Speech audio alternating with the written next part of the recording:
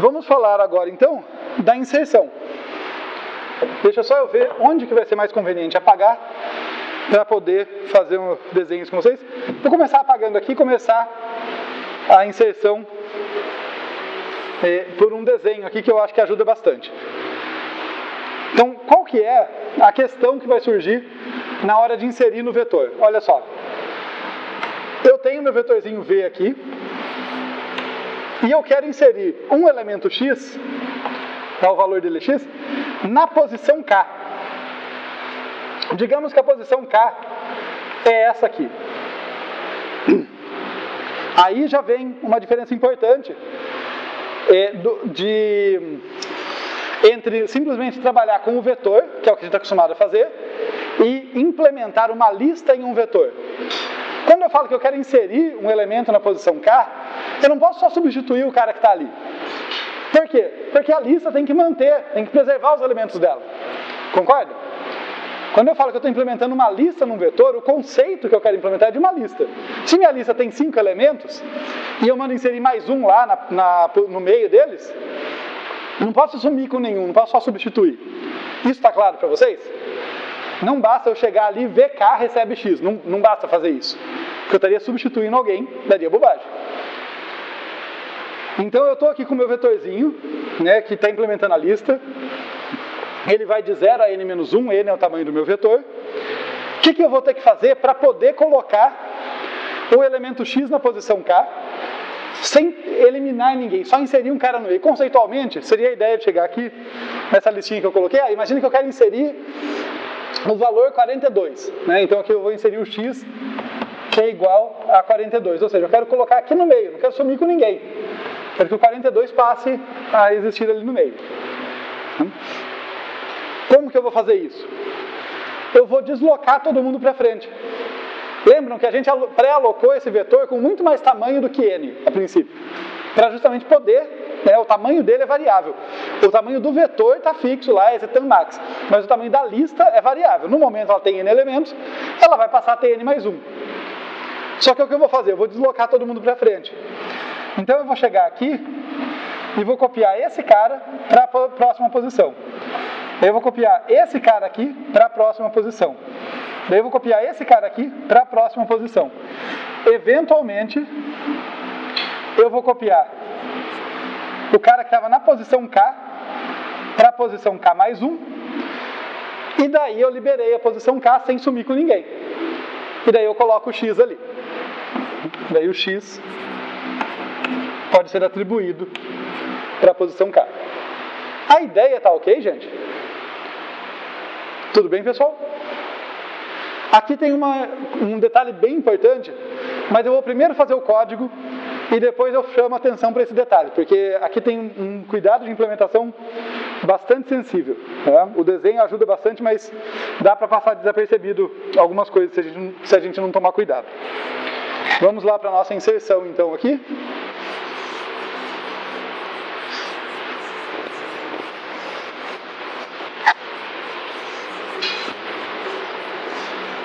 E no caso aqui, é o nosso insere iterativo. Como vocês podem imaginar, tive até a versão recursiva. Então, temos aqui, o que nós vamos ter na assinatura da função? Um vetor V, de tamanho n, o elemento x que eu quero inserir na késima posição. E aí, o que a gente vai fazer? Bem, a ideia, é sempre importante ter a ideia clara antes de sair implementando, tá, gente? É um mau hábito de computeiros novatos querer sair direto no código, como se se você começa antes e termina antes. Não é assim que funciona. Tenham a ideia clara. Tá? Mas qual que é a ideia aqui, então? A ideia é que eu empurre para a direita todo mundo, que está a partir da posição K para liberar aquela posição. Então vamos fazer isso. Vamos fazer aqui, olha. Para I igual a K. I menor do que N. I mais, então esse é meu índice que vai andar ali, né? Começa na posição K, vai até N-1, sempre crescendo. E o que eu vou fazer? Bem, olha a setinha. Eu estou empurrando o cara que está atrás para o cara que está na frente. Vamos ver como que eu faço isso. Eu vou fazer V de I mais 1 recebe V de I. Certo? E depois, quando eu terminar isso aqui, a posição K está liberada. E eu faço V de K recebe X. Importante, devolva N mais 1, porque cresceu o número de elementos, né? Então, quem chamou isso tem que receber o N, né, o valor, vai receber o que voltar dessa função. Porque ela vai te dizer, olha, agora a sua lista tem um elemento a mais. Então, eu devolvo isso aqui para que quem chamou a função possa atualizar o número de elementos. Tudo bem, pessoal? Tranquilo? Essa função está errada. Tá? Para a gente ter essa noção, e é importante, tá? Uma vez um professor meu me disse uma coisa que eu estou violando agora, então deixa eu ser bem enfático. Ele disse o seguinte, ó, professor não deve escrever coisa errada na lousa. Porque mesmo que ele escreve algo errado, daí ele avisa, olha, está errado, tal, às vezes o aluno se distraiu naquela hora e registra aquilo como fato. Tá? Então eu vou tentar ser bem enfático. Ó, isso aqui está errado. A gente já vai ver o porquê, mas tenham consciência disso. Essa função está errada. Quem copiou ela ou coisa assim, marca, sabe? Assim, jeito errado de fazer o insere, para não causar confusão, tá? Que eu sei que essas confusões acontecem. Mas vamos entender, então, com um pequeno exemplo, por que ela está errada. Vamos tentar simular aqui, olha, um vetorzinho V, com poucos elementos. Imagina que aqui eu, sei lá, K igual a 3, tá? Então aqui eu tenho 0, 1, 2, não me interessa quem está aqui, porque eu não vou mexer com eles, mas o K que eu quero inserir, o cara é igual a 3, e daí eu tenho aqui a posição 4, 5 e 6, né? Esse aqui é o 3, 4, 5 e 6. E daí, sei lá, aqui eu tenho os valores 7, 9 e menos 5. Vejam o que a nossa função vai fazer. Vamos seguir a nossa função, pegar uma outra cor só para destacar. O que a nossa função inocente, né, vai fazer aqui? Ela vai chegar e falar, olha, I igual a K. Tá, então o I está apontando para cá. I igual a K, o I está apontando para esse cara. Tem que colocar mais um valor, né? Sei lá, 3. 3 já é o índice, pode dar confusão. Então, sei lá, 8. O 8 estava na posição I. Olha o que eu fiz aqui. VI mais 1 recebe VI. Isso quer dizer que a minha função falou para substituir esse cara pelo 8. Né? VI mais 1, o I estava aqui, VI mais 1 recebe VI. Está claro isso? Notem que eu nunca salvei o 7 em nenhum lugar. Tá? E é pior do que isso, tá? Porque na sequência eu vou fazer o quê? Eu vou avançar com o I, né? I mais mais, daí o I vai estar aqui, na próxima iteração. Né? Ele sai daqui e vai estar aqui. E daí ele vai fazer VI mais 1, pô, o I é 4, I mais 1 é 5, ele vai fazer V5 recebe V4, mas o V4 já foi atualizado, eu vou copiar o 8 para cá. E depois de novo a mesma coisa, o I vai ser atualizado e eu vou copiar o 8 para cá. Até que na última vez, eu vou, como vai aumentar o tamanho, né? Eu vou mais uma vez aqui copiar o 8 para cá, né? Quando o I for igual a N menos 1. Está claro isso? Notem, isso aqui quase captura a ideia que a gente falou aqui. É um detalhe sutil. Qual é esse detalhe sutil? A ordem do laço. Eu estou fazendo o I do menor para o maior. E como eu estou movendo da esquerda para a direita, né, ó, eu estou movendo o cara que está no VI para o VI mais 1, se eu for do menor para o maior, eu vou copiar sempre o mesmo cara, eu vou propagar ele para frente. Está claro isso? Vamos fazer o certo agora, então, que é parecido ali, mas eu tenho que tomar cuidado com esse laço. Então,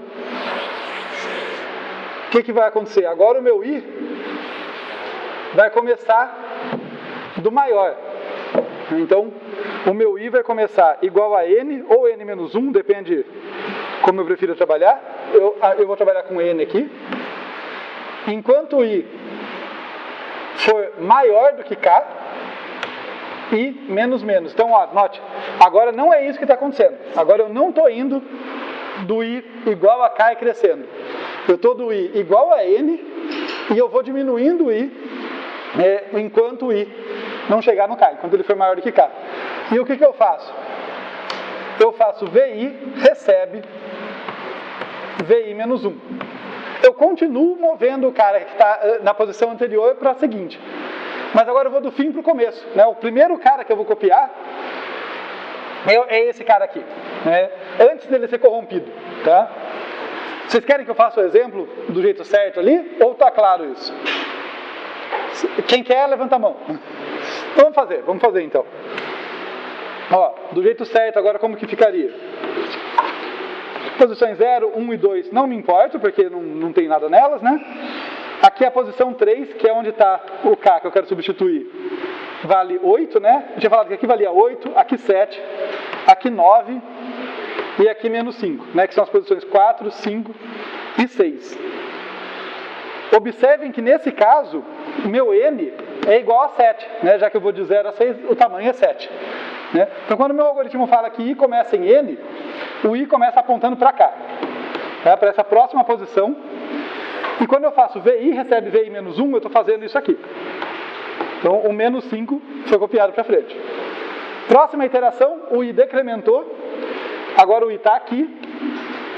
E ele vai fazer vi recebe vi menos 1. Quer dizer, eu estou no índice 6. Agora eu vou copiar o que está no índice 9, no índice 5, perdão, que é o 9. Então copia esse cara para cá, o 9 vem para essa posição. Próxima iteração, o i decrementou de novo. Agora, para fazer mais rápido, né, o 7 vem para cá. vi menos 1 vem para cá, então o 7 substitui. Tá claro? Só é importante saber a condição de parada, né? Quando que eu vou parar? Eu vou continuar enquanto o i for maior do que k. Então, quando eu estiver aqui, ó, ainda tem mais essa iteração. Né? E eu faço o 8 mover para lá. Note que ninguém se perdeu. Né? Todo mundo foi copiado antes de ser sobrescrito. E nesse momento tem duas cópias do 8, mas tudo bem, porque a última coisa que eu faço é colocar o x lá. Então, sei lá, x igual a menos 2, eu coloco menos 2 ali. Que é a última coisa. Beleza? Mas, se começar do i vai menos 1, aí teria que colocar uma outra função parada. Ah, sim. Se eu começasse do i igual a n menos 1, teria que atualizar a condição de parada. E aqui provavelmente seria i mais 1 recebe i. É só um shift ali de onde está meu índice, mas são equivalentes. Só tem que tomar cuidado com a condição de contorno realmente. E, inclusive, falando em condição de contorno, um detalhe aqui, ó, só para ser chato, assim, só para esses exercícios nossos. Eu alego que essa função está correta. Tá? Aqui é o que a gente acabou de discutir, né? E, inclusive, já vou tirar da frente, eficiência disso aqui, né? A eficiência dessa função vai ser dominada aqui, a parte mais custosa é esse laço, que começa em n e vai até k, né? Porque quando está igual a k ele sai. Então é da ordem de n menos k. O que quer dizer basicamente que inserir alguém no fim do vetor é mais barato do que inserir no começo, porque tem menos gente que eu tenho que jogar para frente. Tá? Mas em última instância isso aqui é dominado por da ordem de n. Né? É só que como o k é parte da entrada, eu posso escrever desse jeito, olha, é O de n menos k. Para alguns k's é baratinho. Mas não confiaria nisso. Né? Tende a n ali, para k's variados, vai ser da ordem de n. Beleza? Professor, mas antes de realizar esse algoritmo, a gente tem que checar se o vetor não está lotado, né? Sim, eu estou simplificando, né? Eu estou simplificando para a gente trabalhar com aquilo lá que o número de elementos que eu tenho não vai chegar perto desse tam-max. Mas tem toda a razão, se eu quiser fazer uma função segura, teria que verificar isso. E, inclusive, se der tempo no final da aula, a gente vai falar sobre como fazer essa versão dinâmica, quer dizer, um vetor que se redimensiona quando ele lota. Tá? Que é uma estrutura de dados bem importante. Mas a gente vai trabalhar com vetor estático aqui pela simplicidade do código e do aprendizado. Beleza? Tudo bem até aí? Então, a questão da eficiência está claro? Né? O número de iterações, beleza?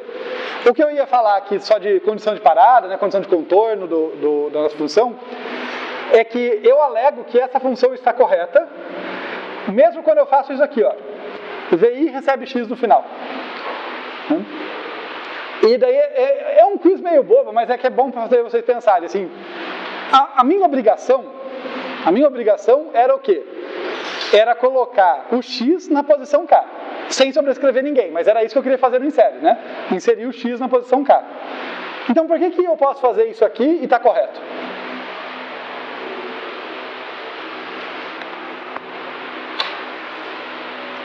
É uma resposta bem boba, tá, gente? Não é nada de outro mundo, não, é só... Porque o final vai ser igual, tá? Exatamente. É só pelo exercício da gente conhecer com mais detalhes o nosso algoritmo, né? Condição de continuidade do laço I maior do que K, sendo que o I começa maior e decrementa de 1 em 1. Então, como ele decrementa de 1 em 1, eu sei que quando ele violar isso, ele não pode ser qualquer coisa menor ou igual a K. Ele vai ser exatamente igual. Daí eu posso fazer isso com segurança, tá?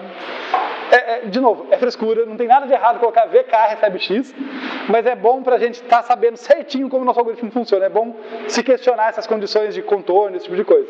Então é mais pelo exercício de visualizar o algoritmo, tá claro?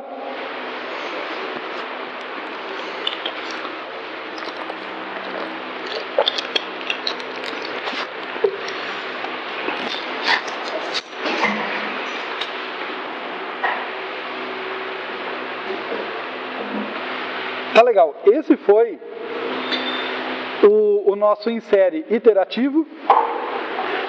Vamos ver agora o insere recursivo, que eu confesso, não é o meu algoritmo favorito, tá? Eu não acho que fica particularmente bonito o jeito de achar o subproblema ali, mas de novo, é mais pelo exercício de pensar num problema simples, que é a inserção, a gente já soube resolver, já viu ali, e pensar como que eu resolvo isso a partir da solução de subproblemas menores, essa ideia, né? Então, deixa eu apagar aqui. E deixa, como de costume, eu começar com uma figura, que eu acho que ajuda bastante a gente.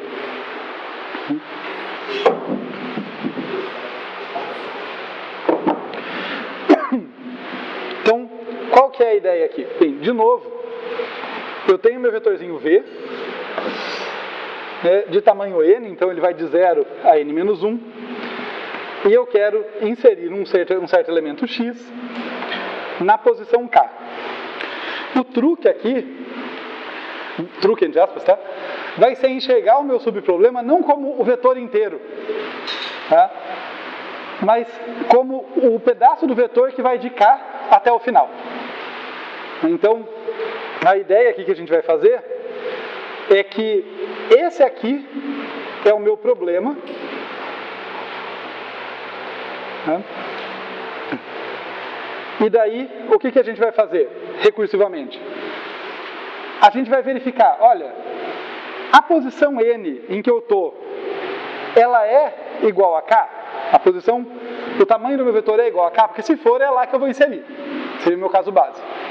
Se não for, eu desloco o último elemento para cá e sobra um subproblema menor. Deixa eu pegar aqui o laranjinha. Então, se ele não for, eu jogo adiante aqui o valor, então esse cara vem para a próxima posição. Note que quando eu jogo esse cara para a próxima posição, o que eu tenho aqui, por isso até que eu não gosto muito desse jeito de olhar, é o seguinte, o que eu tenho, até isso aqui acho que não está onde eu queria. Vamos colocar assim, o problema... Eu tenho certeza que esse cara aqui, ó, quando eu jogo ele, eu tenho certeza que ele já foi copiado. O que quer dizer que, para todos os efeitos, isso aqui é um lixo. Tudo bem? Então, o meu subproblema, que vai de K até a posição anterior, né, é menor, e eu posso fazer a inserção nesse cara, sabendo que tudo bem deslocar alguém para a direita, porque aqui tem um lixo, aqui eu deixei uma posição vaga. Se está confuso, Não sofro, como eu falei, não acho particularmente elegante a versão recursiva desse cara. Acho que ela fica meio esquisitinha mesmo de olhar. Mas eu vou tentar mostrar o código, a gente tenta fazer o paralelo aqui para ver se melhora. Também, claro, se tiverem dúvidas, se conseguirem formular uma dúvida do porquê isso aqui está esquisito, só perguntar, tá? Mas deixa eu tentar colocar o código aqui então. Então a nossa insere recursiva aqui, recebo o vetor V de tamanho n, quero inserir o x na posição k. A primeira parte é realmente verificar se eu estou no caso fácil, tá? O jeito de verificar, eu falei meio torto ali, mas deixa eu colocar de modo melhor. Olha, se k for igual a n, o que significa? Significa que a posição que eu quero inserir é exatamente a posição mais fácil de todas, é a última posição do meu vetor.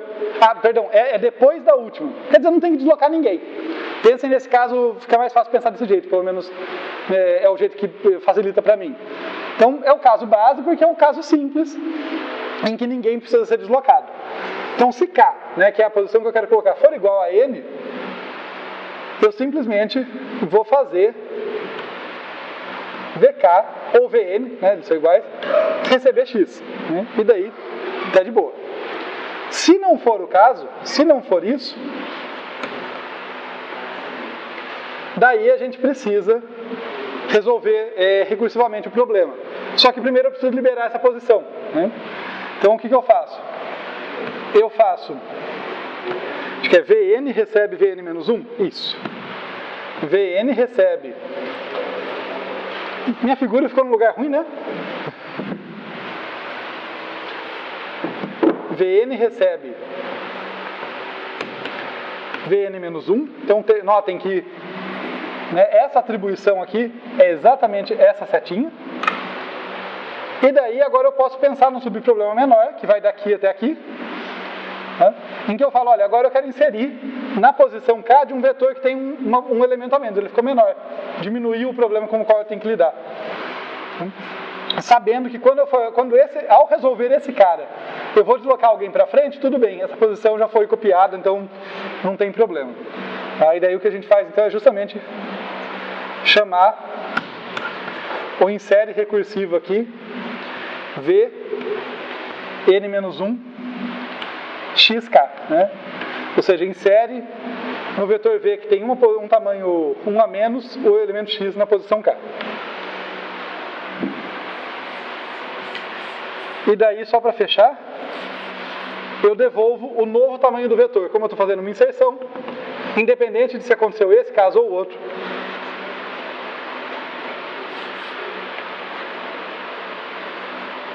devolva n mais 1. Tudo bem, gente?